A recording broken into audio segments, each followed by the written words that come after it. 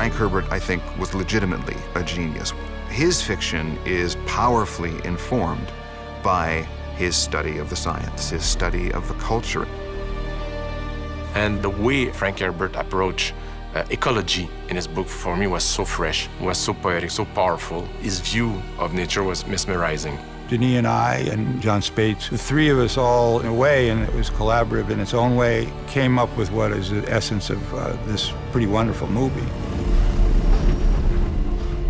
I was always really taken by the fact that Herbert wrote the book in the 1960s, and yet it felt so relevant and almost prescient, and what many felt was almost an unadaptable property. We all wanted it to reflect our times. And I also think it's a big advantage to have this sense of, even though things are so many millions and millions of miles away, that they seem closer. Frank Herbert knew you can't just preach to an audience about ecology or women's rights or social issues. You have to have a great story. I think what stood out to me about the novel is how deep it goes, how it really is about culture, and it's about planet Earth and the story of civilization. The Emperor has given me Arrakis as my fief to rule and protect. I cannot promise not to travel into the desert if duty compels me. But your sieges will be yours forever, and you will never be hunted while I govern here. From my perspective, there was only a few filmmakers that could probably tackle it, and Denis was at the top of that list. I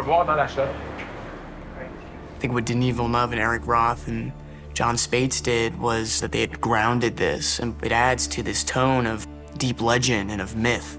So it was distilled down to the essence of the story and of this family and of Paul's journey. It's distilling it down to the feeling that you get when you read the book. I wanted to be a pilot. You never told me that. Your grandfather said, a great man doesn't seek to lead. He's called to it, and he answers. And if your answer is no, you'll still be the only thing I ever needed you to be. My son. One of the best things about working with Denis on Dune is that he and I turned out to have the same relationship to the novel. The Atreides is a family that I feel I lived in through many of the years of my childhood. Every summer I read Dune again and again. Certain books are touchstones for, all of us, and this book resonated because of, I think, this world creation that he did, and also, it's a father-son story, a mother-son story, and it's a love story, so I think it has all those ingredients that are common to sort of wonderful alchemy of storytelling. And cut! All right, I'm enough. One of my main first decisions is that the movie will be, as I felt when I was reading the book, directly inspired by women and would put women up front. Like Frank Herbert was inspired by his own wife when he wrote the Bene Gesserit sisters.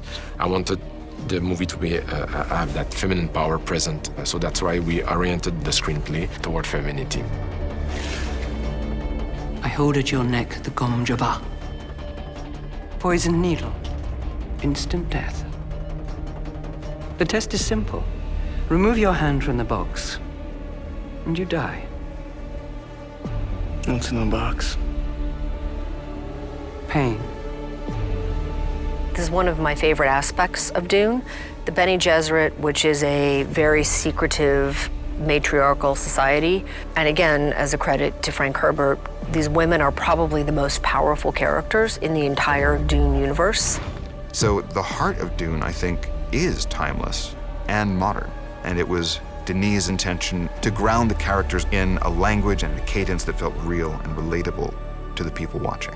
So it is in many ways a grounded human story with modern sensibilities and many resonances and applications to issues that are alive in our time and in our lives. You feel like you're in the hands of people you know and want to take their journey.